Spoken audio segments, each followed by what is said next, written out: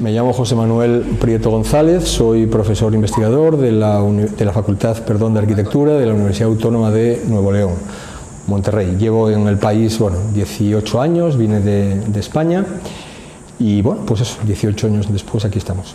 Soy de formación, soy geógrafo historiador, soy doctor en geografía e historia con especialidad en historia del arte y de la arquitectura. Pero ya desde los años 70, por ahí 80, empezaron los procesos de regularización de la tenencia de la tierra. Bueno, pues los primeros años que estuve aquí, pues bueno, digamos que seguí con mi tónica, con mis investigaciones, lo que venía haciendo prácticamente desde España, que era, pues bueno, historia, ¿no? Historia de la arquitectura, historia del arte en general, ¿no? Es verdad que cambia todo un poco, o empieza a cambiar todo un poco a partir de hace una década aproximadamente, ¿no? 2010 aproximadamente, en el que, bueno, padecimos aquí en Monterrey una ola de violencia terrible, el periodo 2009-2012 aproximadamente, ¿no? Una ola de violencia terrible que, bueno, en fin, soy una persona sensible, creo, a mi entorno, a lo que me rodea, ¿no? Y de hecho, bueno, siempre he dicho que justamente el vivir esa experiencia pues tenía que cambiarme de alguna forma. Yo siempre digo que por mi formación pues podría estar haciendo investigación sobre escultura del Quattrocento italiano, pongamos por caso, pero yo no podía ser ajeno, ¿no?, a lo que durante aquellos años me rodeó. Vivimos situaciones muy duras, durísimas. Yo nunca en mi vida había visto a personas colgadas de puente en avenidas muy transitadas, ¿no?, de esta ciudad, ¿no? Y para mí fueron cosas muy violentas, ¿no? Fue un choque muy violento y bueno, lo que me planteé fue empezar a hacer investigación sobre aspectos que cercanos a mí, ¿no?, todo el tema de la estética, etcétera. Empecé haciendo, por ejemplo, estudios sobre violencia e imagen urbana, ¿no? Analizando un poco todo ese fenómeno pues de la gente colgada, de puentes, etcétera, ¿no? Porque también se daba la circunstancia de que Monterrey había celebrado en 2007 el Fórum Universal de las Culturas, ¿no?, que era un poco esta franquicia del Fórum de Barcelona, el que se celebró en Barcelona en el año 2004, se celebró aquí en esta ciudad en el 2007 y fue como un poner a Monterrey en el mapa global, ¿no? O sea, todo parecía fantástico, increíble, ¿no?, como que esta ciudad había dado un vuelco y curiosamente 2 años después pues resulta que, pues eso, ¿no?, empiezan con los tapados, ¿no?, gente que tapaba sus caras, gente humilde, gente pobre, manipulados por la gente del crimen organizado, ¿no?, a los que mandaban, bueno, pues cortar calles, cortar avenidas, justamente para crear inestabilidad social, ¿no? Eso se fue, digamos que fue escalando, ¿no? Y eso fue justamente lo que me resultó muy chocante, ¿no? Y entonces, para mí, esas escenas de colgados, asesinados, etcétera, también era espectáculo. Es decir, tenemos a veces un concepto restringido de lo que es espectacular. Nosotros, quienes nos movemos en el ámbito de lo arquitectónico, hablamos de arquitectura espectáculo y de urbanismo espectáculo, pero espectáculo es todo aquello que te puede dejar asombrado, ¿no? Todo aquello, por ejemplo, que te puede hacer abrir la boca de asombro, ¿no? Pues obviamente esa violencia, esos crímenes en el espacio público también son espectaculares, o sea, son lógicamente otra forma de espectáculo, un espectáculo negativo, si queremos, pero espectáculo, al fin y al cabo, ¿sí me explico? Sí. Entonces, bueno, pues quise empezar por ahí, ¿no? Quise empezar estudiando un poco esas contradicciones y esos conflictos, ¿no?, a nivel de imagen urbana, ¿no? Y bueno, pues ya en estos últimos tiempos, digamos que me he metido casi ya pues a hacer tareas que a lo mejor quizá no me corresponderían por mi formación. Estoy más cercano a disciplinas como la sociología o la antropología, pero bueno, simplemente creo que hago lo que debo, ¿no? Creo que es mi deber hasta cierto punto, ¿no? ¿Cuál sería la desigualdad urbana? Sí hay pobreza en esta ciudad, sí hay desigualdad y mucha desigualdad en esta ciudad. No tengo ahora las cifras a mano, pero creo recordar que en las estadísticas de 2016 Monterrey o el área metropolitana de Monterrey o Nuevo León, perdónenme que no sepa ahora exactamente, pero bueno, ya no sé si es entidad federativa o área metropolitana estaba en el puesto número 1 de desigualdad en el país. Es verdad que luego al año siguiente bajó como al 15, que son también cosas que desde el punto de vista de la investigación te resultan raras, porque, o sea, ¿cómo es posible que el año pasado estuviéramos en primer lugar y en un año ya bajas al lugar 16? Imagino que ahí intervienen cuestiones políticas, seguramente, para hacer que las cosas se vean de otra manera, ¿no?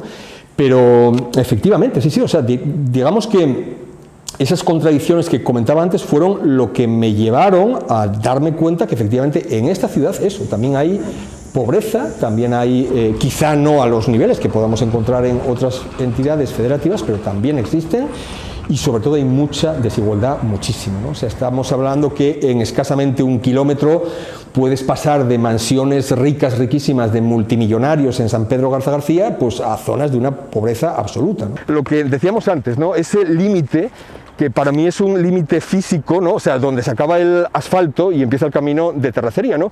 Es casi como el lugar hasta donde llega la ciudad formal y donde empieza la ciudad informal, ¿no? Clarísimo, ¿no? Ahí es mi cuartito, aquí es mi cuñada, tiene sus 2 cuartitos. Pobremente, ¿verdad? No, sí. De maderita.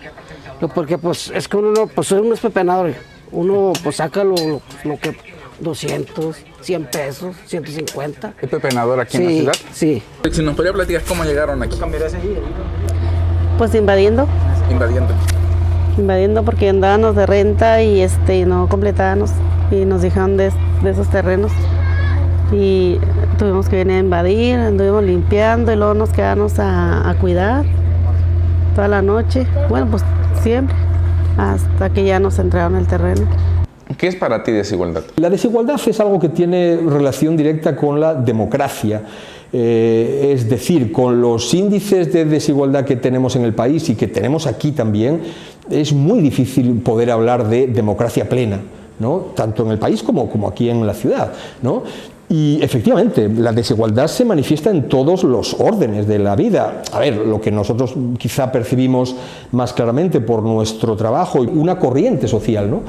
Una corriente o bueno, por lo menos dar esa oportunidad, ¿no? Incluso en la carrera de arquitectura, yo es algo que he propuesto hace algún tiempo, pero la verdad es que no se me ha hecho ningún caso, ¿no? Que es, bueno, pues se podía hacer dentro de la licenciatura de arquitectura una especialidad, ¿no? Una especialidad en arquitectura social, crear cuerpos públicos de arquitectos, ¿no? Cuerpos públicos que pudieran ser financiados o sufragados por las administraciones públicas, ya sea gobierno, llámesele municipio o llámesele Estado, ¿no? Creo que, y de hecho se podían hacer hasta experimentos, que creo que no perderíamos nada por esos experimentos, ¿no? ¿Qué le supondría a un municipio como el de Monterrey, por ejemplo? Pues bueno, durante 5 años, por ejemplo, crear un cuerpo de 10 arquitectos que se ocupara de justamente todas estas áreas marginales, dar servicio a estas personas, ¿no? Ayudarlos pues con un plano, o sea, si quieren hacer sus casas, pues ayudarlos con el plano y luego darle un poco una cierta supervisión, ¿no? Supervisión técnica constructiva al proceso, ¿no? De autoconstrucción, ¿no? Yo creo que a veces no son conscientes de lo que avanzaríamos con soluciones así de ese tipo, ¿no? Y de los enormes beneficios que podríamos conseguir a ese respecto, ¿no? Hablo de un grupo o de un equipo, de un cuerpo de unos 10 arquitectos. O sea, creo que un cuerpo de 10 arquitectos podría resolver muchos problemas que hay en temas o en materia que tenga que ver con autoconstrucción de vivienda, pero repito, no solamente con vivienda, sino con otro tipo de equipamientos colectivos, ¿no? Y que en realidad, sinceramente, es algo que merece la pena. O sea, el esfuerzo económico sería muy pequeño comparado con los resultados, con los beneficios que obtendrías, caramba. ¿Qué significan las casas de colores? Creer que por pintar el exterior o por pintar una fachada ya se va a ver dignidad en esas viviendas cuando a lo mejor el interior está diciendo totalmente lo contrario, ¿no? O sea, son interiores que tú ves que no son viviendas dignas porque llueve y se van a tener ahí goteras y en fin, ¿no? Entonces, y otra cosa importantísima, que yo creo que ese tema de los colores está pensado quizá no tanto para la gente que vive en esos sectores, sino para quienes vivimos fuera, ¿no? Como para tranquilizarnos, ¿no? Como para que se vea bonito desde fuera, porque además es que si lo piensa uno bien, dices, ¿para quién son en realidad esos colores? pues para el que lo está viendo desde fuera. No, a ver, el que está en la comunidad también los está viendo, pero es diferente. De hecho, esto estoy poniendo el caso o el ejemplo de lo que pasó en el Cerro de la Campana, donde no solamente fueron colores, sino que fue un mural, ¿no? Un mural que se llamó El ave de los sueños, ¿no? Y donde, bueno, pues sí, vale, pues un mural bonito, pero resulta que la parte alta de ese cerro la gente no tiene agua. O sea, son estas contradicciones que dices, a ver, pero ¿cómo es posible, no? Y el tema del mural, en última instancia, dices, ¿para quién es? Pues es que es sobre todo para que lo vean quienes estamos fuera, quienes estamos de la otra parte, ¿no? Repito, es un poco como para apaciguar, ¿no? Apaciguar los miedos, ¿no? Miedos urbanos de la gente que vivimos en las áreas consolidadas y creemos que esos sectores son sectores absolutamente del crimen, ¿no?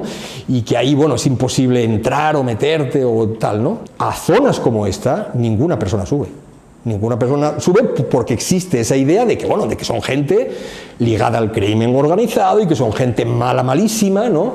Un poco esa dicotomía, ese esquematismo, ¿no? Esa cosa tan simplona, ¿no? De dividir la ciudad en buenos buenos y en malos malos. Y claro que no es así, ¿no? O sea, la inmensa mayoría de los vecinos que viven en estas comunidades son gente buena, gente absolutamente buena, generosa, solidaria, amable, lo tienen absolutamente todo, ¿no? Pero bueno, es un poco el discurso que se vende, ¿no? Se vende ese discurso de que no, ni se te ocurra ir a estos lugares, ¿no? Ni se te ocurra porque fíjate, te pueden robar, te pueden asaltar, te pueden violar, te pueden... Y bueno, desde que yo tuve los primeros contactos, por ejemplo, con sitios como el Cerro de la Campana, yo siempre digo, a ver, quizá no sea un ejemplo muy elocuente, pero para mí sí lo es. He ido muchos días y muchas veces a estos lugares. Siempre voy, por supuesto, con mi cartera, mi celular, mi carro. Nunca tuve ningún problema, jamás. Ni me asaltaron, ni me robaron, ni me amenazaron, jamás, ¿no? Ojo, que no quiere decir que alguna vez me pueda pasar, claro, pero como me puede pasar en cualquier otra parte de la ciudad, igual. No se escucha, disculpa. Vale, hombre, vale, justo por aquí era por donde te comentaba que están grabándome a mí, no te preocupes.